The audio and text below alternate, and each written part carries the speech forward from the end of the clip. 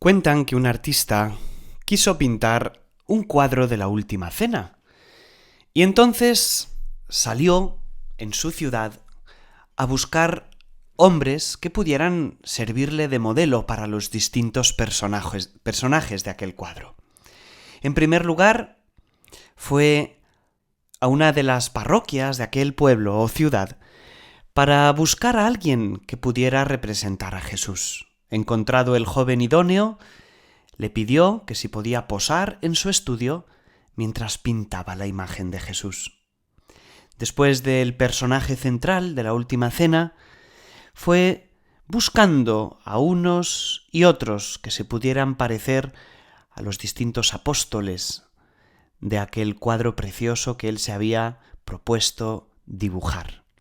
Finalmente llegó a un momento difícil en el que tenía que dibujar a Judas en un extremo del cuadro, alejándose de la mesa con el dinero escondido entre las manos y con cara sombría dispuesto a entregar a Jesús. Fue entonces a unos lugares apartados y oscuros de la ciudad para buscar entre aquellas gentes a alguien que se pareciera a Judas. No tardó mucho en encontrarlo. ¿Me acompañas a mi estudio? Pues necesito pintar a un personaje y tú te pareces mucho a él. Aquel joven le preguntó: ¿qué personaje quieres pintar, tomándome a mí por modelo?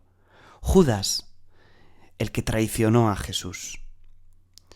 Aquel hombre, con mirada triste, le respondió: hace algunos meses, cuando participaba yo en las actividades de mi parroquia, tú me elegiste como modelo para pintar a Jesús. Soy el mismo, pero me he alejado tanto del amor de Dios que ya no me parezco a Él. Con esta historia, con este relato, nos ponemos hoy una vez más ante el Evangelio de Jesús. Un Evangelio que, como el de la semana pasada, nos habla de nuestra relación con los bienes materiales de esta tierra.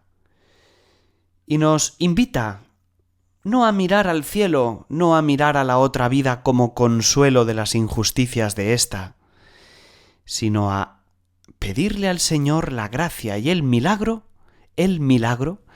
de que nuestro corazón se parezca cada vez más al de Jesús en la generosidad y en la entrega de nuestra propia vida y de nuestros bienes a aquellos que lo necesiten. Soy Eduardo, sacerdote de la diócesis de Burgos, en España, y desde Aranda de Duero os voy a acompañar en la lectura del Evangelio de este domingo. Lo encontramos en el capítulo 16 de San Lucas, versículos del 19 al 31.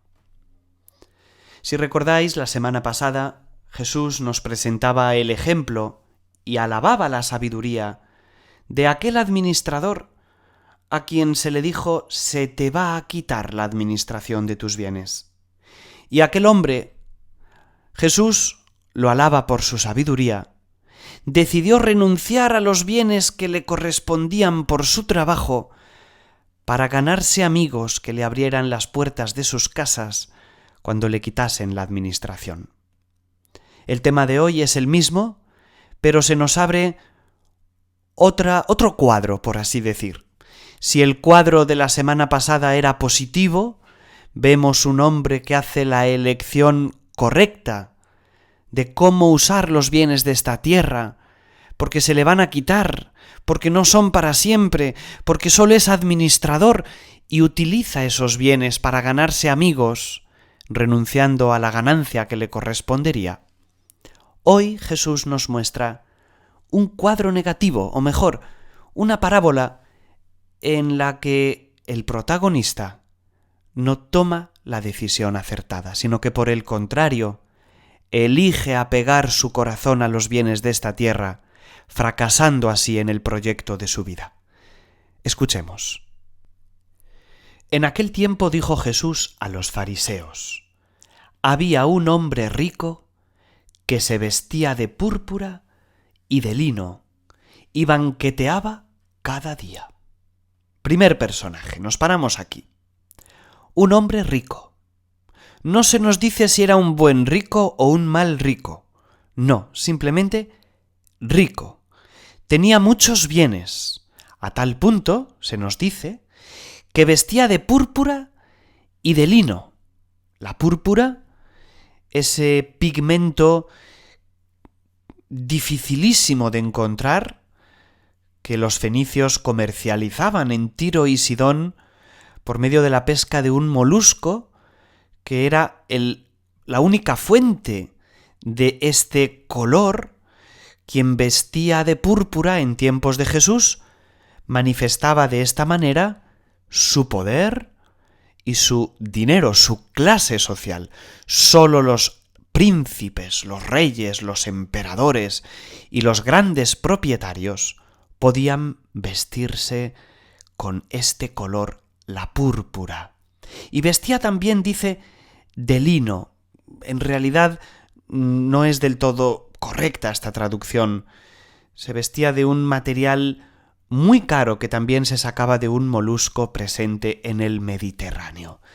¿Qué se nos dice de este hombre? En primer lugar, que era rico, que tenía muchos bienes. A veces pensamos que hay ricos buenos y ricos malos, ricos que de vez en cuando hacen obras de caridad, son los buenos ricos, aunque luego al margen de esas obras de caridad, pues tienen sus pequeñas o grandes locuras con las que gastan su dinero en barbaridades o en lujos que decimos, bueno, al fin y al cabo es de lo suyo, de lo que gasta, no pasa nada porque, por otro lado, hace caridades. Jesús no hace este tipo de distinciones. Para Jesús no hay ricos buenos y ricos malos. Jesús nos habla de un hombre rico, al que en ningún momento se le echa en cara ser injusto o ser malo. Su único pecado, entre comillas, es ser un rico incapaz de ver al pobre, de ver las necesidades. Y esto se nos manifiesta con estos detalles. En primer lugar, vestía de púrpura y de lino, es decir, dedicaba sus riquezas a ornamentarse para ganarse las miradas de los demás. Podríamos decir, era un hombre que vivía volcado en la adoración de la mirada de los demás. Su mayor interés era caer bien a la mirada de los hombres, que le admirasen, que dijesen, mira, este lleva ropa de marca, y no de cualquier marca, de la mejor. En el Evangelio, en el Nuevo Testamento, de hecho hay una expresión en griego que es la adoración de las miradas. La adoración de las miradas. Un hombre que gasta de lo suyo locamente para vestirse a sí mismo, para crear y recrear ante los demás una imagen de sí mismo magnífica y estupenda. Por fuera es un hombre que se viste de púrpura y de lino. Y por dentro, ¿qué hay debajo de esta púrpura? ¿Qué hay debajo de esos ropajes? Se nos dice, banqueteaba cada día. Por eso se le llama el rico Epulón. Epulón no es su nombre. Epulón significa el rico banqueteador. Epulare significa comer ricamente, banquetear. Debajo de aquel vestido hay un estómago exquisito y siempre lleno.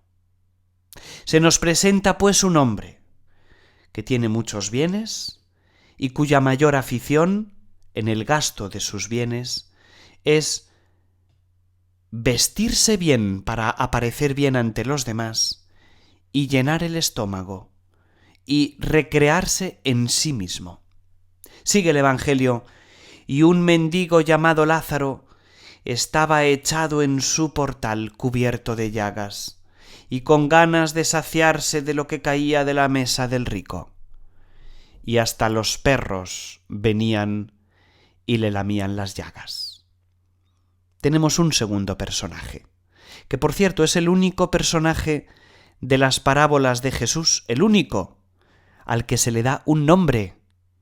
¿Os habéis fijado? El rico no tiene nombre. Este pobre sí tiene nombre. Un mendigo llamado Lázaro. Su nombre significa: mi Dios es mi ayuda. Mi Dios me socorre, me ayuda. Se nos dice que era mendigo y que vivía echado a la puerta del rico. Cubierto de heridas.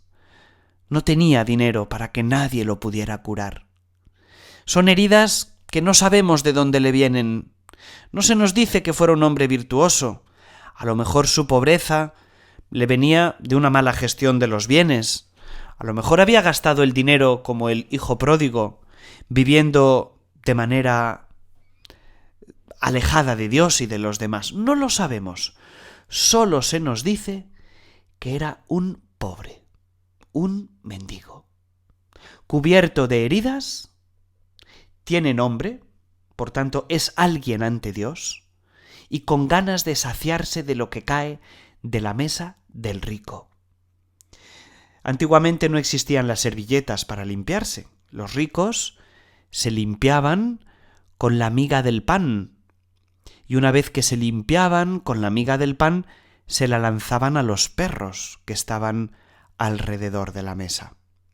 Se nos dice que Lázaro deseaba saciarse con esas migas de pan que caían de la mesa del rico, y hasta los perros venían y le lamían las llagas. ¿De quién está rodeado Lázaro? De los perros. Es el último de la sociedad. ¿De quién está rodeado el rico? De otros ricos que banquetean con él. Muchos de ellos familiares. De hecho, más adelante nos dirá que tiene 5 hermanos que viven al mismo ritmo que él. El cuadro que nos pinta Jesús es una descripción del mundo, dividido entre excesos y necesidades. Un mundo en el que hay bienes suficientes para saciar los estómagos no sólo de los que ya vivimos en él, sino de muchísimas veces más los que vivimos en él. Esto lo dice la ciencia, no lo digo yo.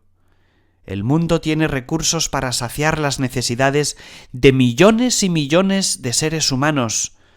Eso sí, no para saciar los caprichos y el ritmo de vida de ese 10% de la humanidad que detiene el 90% de los bienes de la tierra. Sabemos que las 12 personas más ricas del mundo tienen en su poder las riquezas iguales en cantidad a lo que tienen la mitad de la humanidad más pobre. Mitad de la humanidad, los más pobres, tienen para sobrevivir lo mismo que las 12 personas más ricas del mundo. Bueno, pues estos desajustes, esta injusticia en la que se divide el mundo, es pintada por Jesús con este retrato. Un hombre rico sin nombre, que es incapaz de ver las necesidades del pobre porque la riqueza ciega el corazón, solo es capaz de ver los platos suculentos que se ponen ante su mesa. Es también incapaz de ver que esta vida acaba. La riqueza tiene esta cualidad. La riqueza excesiva nos hace perder de vista que vamos a morir y que lo que hagamos en esta vida tiene una repercusión eterna. Y la enseñanza de Jesús no viene a decirnos: sé pacífico y tranquilízate con las injusticias del mundo, resígnate porque al fin y al cabo habrá otra vida. No. La enseñanza de Jesús no busca tranquilizar la conciencia de los ricos, sino hacernos ver que lo que decidamos en el uso de los bienes de esta tierra tendrá una repercusión eterna en nuestra vida más allá de la muerte, y de que es ahora el tiempo de convertirnos y de utilizar los bienes que Dios nos ha dado para hacer el bien a los necesitados. Hasta los perros venían y le lamían las llagas, pero en ningún momento el rico fue capaz de ver a Lázaro tirado a la puerta de su casa. Pero he aquí que sucedió lo que tenía que suceder, lo que sucederá también contigo y conmigo. Nos dice Jesús, sigo leyendo, sucedió que murió el mendigo y fue llevado por los ángeles al seno de Abraham. Muere el mendigo, de quien no se nos dice si fue bueno o malo, si tuvo un corazón abierto, si hizo obras de caridad, si fue justo. No se nos dice nada de él, nada más que fue mendigo. Y como no hay mal que dure 100 años, ni cuerpo que lo aguante, este buen hombre muere y es llevado al seno de Abraham por los ángeles. Es premiado por Dios y es llevado al lugar del descanso y de la paz. Sigue el evangelista diciendo, murió también el rico y fue enterrado. Fijaos que el camino que emprende el uno y el otro es en dirección contraria. Del primero se nos dice fue llevado por los ángeles al seno de Abraham. Del otro se nos dice fue enterrado. Se le echó tierra encima. El libro del Eclesiastés dice, el rico insensato es como el animal que se prepara para la matanza. El rico insensato o inconsciente, el que no sabe que su vida es para los demás, es como un animal que se prepara para la matanza. Bueno, y estando en el infierno, el rico, en medio de los tormentos, levantó los ojos y vio de lejos a Abraham y a Lázaro en su seno. Hombre, ahora sí que ves a Lázaro, fíjate, aquel a quien no viste durante años tirado a la puerta de tu casa porque las riquezas te hicieron incapaz de ver las necesidades de tu hermano. Hete aquí que ahora sí, ahora ya levantas la mirada porque no tienes un plato en el que deleitar tus ojos, levantas la mirada y ahora sí ves a Lázaro y ves a Abraham y gritas, Padre Abraham, ten piedad de mí y manda a Lázaro que moje en agua la punta del dedo y me refresque la lengua, porque me torturan estas llamas. Tenemos que decir varias cosas al respecto. En primer lugar, esta parábola no tiene como objetivo que los que viven la suerte de Lázaro se consuelen, porque al fin y al cabo vendrá otra vida donde parece ser que todo cambiará y el que ha sufrido aquí tendrá la sartén cogida por el mango, y el que ha vivido bien sufrirá tormentos indecibles en el infierno.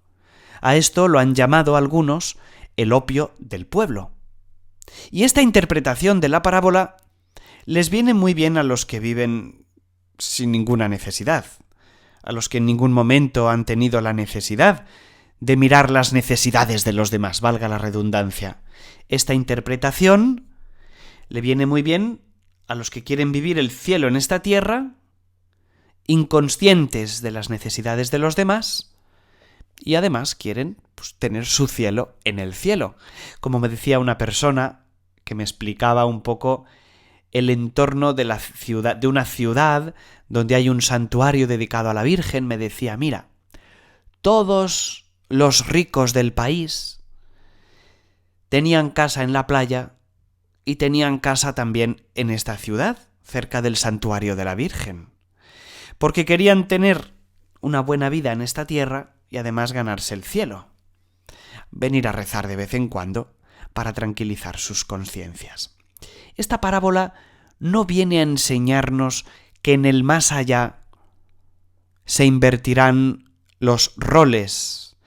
Esta parábola viene a decirnos que ahora es el tiempo de la conversión, que ahora estamos a tiempo para que se obre el milagro de que nuestras vidas no se dediquen a los bienes de esta tierra, sino a utilizarlos para hacer el bien a los que lo necesiten.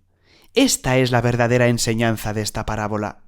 Y el diálogo que van a tener ahora Abraham y el rico, que ocupa gran parte del relato, es un diálogo en el que se nos va a venir a decir en pocas palabras: es imposible que el corazón del hombre rico se desapegue de las cosas a menos que suceda un milagro.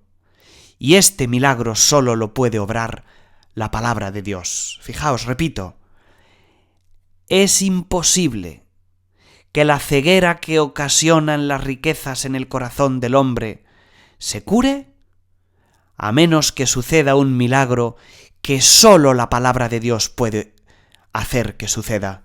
Ni siquiera si resucita un muerto, como diciendo, ni siquiera el prodigio más grande que Dios pueda hacer será suficiente para que los corazones se conviertan. Solo la palabra de Dios es capaz de modelar el corazón del hombre y de la mujer para que utilicen sus bienes para hacer el bien a los demás. Escuchemos este diálogo, pues, entre Abraham y el rico. Levantó los ojos y vio de lejos a Abraham y a Lázaro en su seno, y gritando dijo: Padre Abraham, ten piedad de mí y manda a Lázaro que moje en agua la punta del dedo y me refresque la lengua, porque me torturan estas llamas. Pero Abraham le dijo: Hijo, recuerda que recibiste tus bienes en tu vida, y Lázaro a su vez males. Por eso ahora él es aquí consolado, mientras que tú eres atormentado. Y además, entre nosotros y vosotros se abre un abismo inmenso, para que los que quieran cruzar desde aquí hacia vosotros no puedan hacerlo, ni tampoco pasar de ahí hasta nosotros. Se habla en primer lugar de una gota de agua que el rico le pide a Abraham, y parece que Abraham fuera ahora el malo de la película. Parece como si, después de esta conversación curiosa y simpática, como si entre el cielo y el infierno hubiera posibilidad de establecer momentos de tertulia entre unos y otros. Recordemos que es una parábola y que no es una descripción del más allá, es una parábola para hacernos ver, en primer lugar, que ante Dios la injusticia es tremenda, que Dios aborrece la injusticia, que no podemos vivir amando a Dios y consintiendo la injusticia en nuestra vida.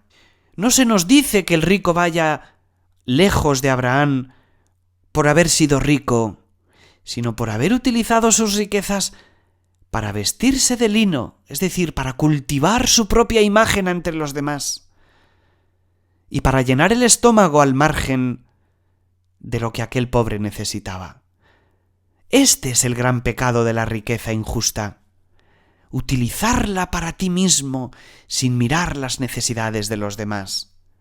Vestirte de riquezas desproporcionadas mientras consientes que el otro muera de hambre y de sed.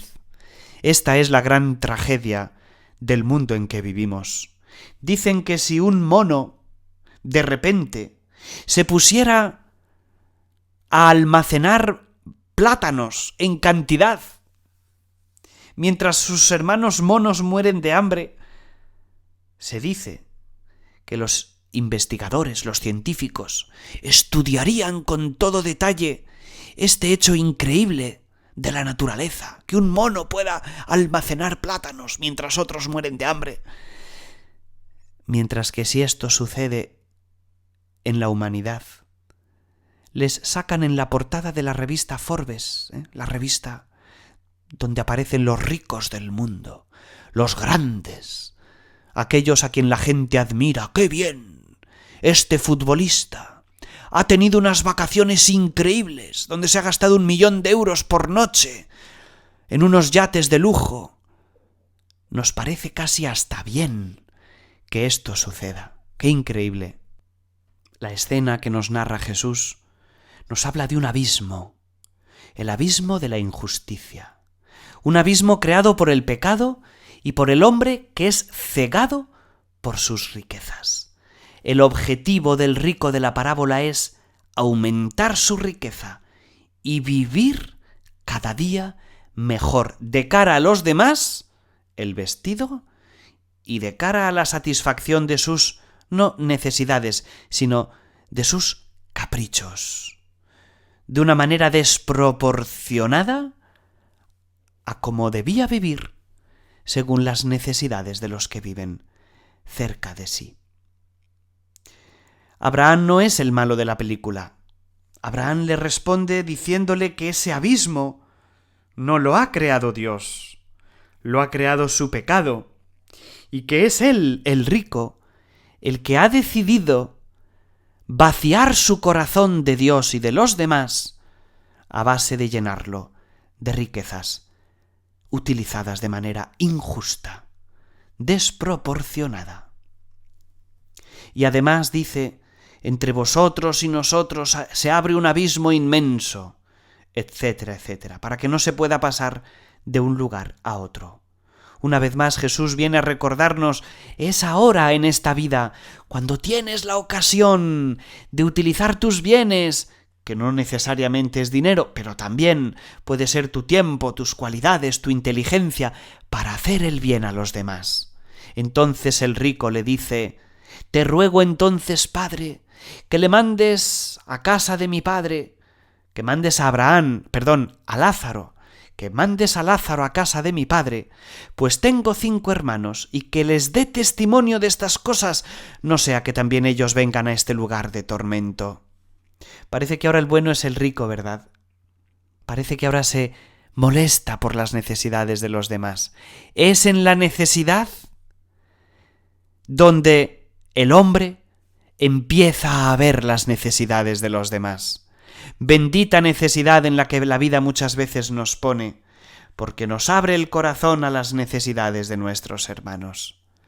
Le responde Abraham a esta petición, tienen a Moisés y a los profetas, que los escuchen, como diciendo, es la palabra de Dios la que va a obrar el milagro en el corazón de tus hermanos. Solo la palabra de Dios es capaz de romper el hechizo que las riquezas hacen en el corazón del hombre. Pero él le dijo, no, padre, insiste, no, padre Abraham, pero si un muerto va a ellos, se arrepentirán. Y Abraham le responde una vez más, si no escuchan a Moisés y a los profetas, no se convencerán ni aunque resucite un muerto. El milagro para Jesús es un milagro. Para Jesús, el verdadero poder de Dios se manifiesta en nuestras vidas no en que Dios nos cure de una enfermedad incurable. También lo puede hacer si Dios quiere, pero no necesita hacerlo, porque esa enfermedad puede ser motivo de mucha gloria para Dios y de mucha conversión para nuestras almas. A Dios le interesa la salvación de nuestra alma. Nuestro cuerpo va a morir con 20, con 30, con 50, con 90 años. Al final se acaba la vida. Lo importante y el mensaje del Evangelio es un mensaje espiritual, no para adormecer conciencias. No es el opio del pueblo, sino para despertarlas, para decirnos, oye, tú tienes bienes y se te va a pedir cuentas. Oye, viene otra vida, no solo para Lázaro, también para el rico, también para el banqueteador. Viene otra vida, despierta. No vaya a ser que cuando despiertes sea demasiado tarde. Despierta, porque las riquezas te pueden nublar la mirada y el corazón. Despierta, porque todo lo que tienes en tus manos te lo ha dado Dios por un tiempo concreto, pero este tiempo termina. Y de la misma manera que aquel modelo del cuadro que pintó aquel artista primero se parecía a Jesús, porque era un hombre bueno, arreglado, elegante, digno, un hombre que repartía luz de su rostro y de sus ojos, y a los pocos meses fue elegido para modelo de Judas. Así también nuestras decisiones de vida nos van configurando poco a poco. Yo no soy como nací, yo soy como me voy haciendo con mis decisiones de vida. Es verdad que ninguna decisión es irreversible, pero la suma de las decisiones de tu vida te van configurando y cristalizando de tal manera que cada vez es más difícil una conversión radical. Si eliges vivir para las riquezas, entonces estás fracasando. Entonces serás un anónimo como el rico de la parábola. En el mundo nuestro, en el mundo de lo efímero, son famosos y son conocidos los grandes, los ricos, los que triunfan según los parámetros del mundo entendido como el enemigo de Dios, del mundo de la mundanidad. Se conoce, se habla y se admira a los ricos y a los poderosos. Para Jesús, el rico no tiene nombre, es un don nadie, mientras que el pobre tiene nombre, y su nombre es precisamente Dios ayuda. Y en ese Dios ayuda, en ese Dios, es de desear que estemos tú y yo, porque Dios ayuda por medio de otras personas. Tú y yo podemos ser la mano derecha, la mano izquierda, los labios, los ojos de Dios, para que los necesitados del mundo vivan un poquito mejor y sobre todo para que cuando despertemos a la vida eterna encontremos y nos abran las puertas del cielo todas aquellas personas a las que hayamos hecho el bien con los bienes que Dios nos ha dado para administrar en esta tierra. No me quiero alargar más, queridos amigos. Solo os invito a que os levantéis del lugar donde os encontráis, os miréis al espejo, os miréis a los ojos, ahondéis en vuestra alma y os preguntéis: ¿a quién me parezco? ¿A Jesús? ¿A Judas? ¿A la Santísima Virgen María? ¿A quién me parezco? ¿A quién podrían pintar con el retrato de mi vida, de mi generosidad y de mi entrega? ¿Digo unas cosas y vivo otras? ¿Leo la palabra pero la palabra no me cambia la vida? ¿Soy como ese rico del Evangelio, que a lo mejor iba a misa los domingos, a lo mejor iba a la sinagoga, no se nos dice nada de él? Puede ser que fuera cumplidor al máximo, era un hombre buenísimo, pero incapaz de meter en su corazón a Dios, porque estaba lleno de riquezas, incapaz de mirar al pobre, porque sus ojos solo tenían tiempo para mirar aquellos ricos banquetes que se metía entre pecho y espalda, debajo de aquellos ropajes de lino y de púrpura. Que la bendición del Señor os acompañe siempre y que la lectura de la palabra de Dios rompa en vosotros y en mí el hechizo malévolo con el que las riquezas quieren sustituir a Dios en nuestras almas, para que no lleguemos a gozar en plenitud de esa humanidad para la que hemos sido creados, amar y ser amados. Este es el objetivo de nuestra vida, amar y ser amados, dar y recibir amor. Y que la bendición de Dios Todopoderoso, Padre, Hijo y Espíritu Santo, descienda sobre todos vosotros. Hasta otra semana, queridos amigos. Gracias una vez más por vuestro cariño, por vuestra presencia, por vuestra escucha, por vuestra oración. Gracias por tantos comentarios de agradecimiento que cada semana ponéis en este canal, en estas reflexiones dominicales del Evangelio. Que Dios os acompañe siempre. Feliz semana a todos.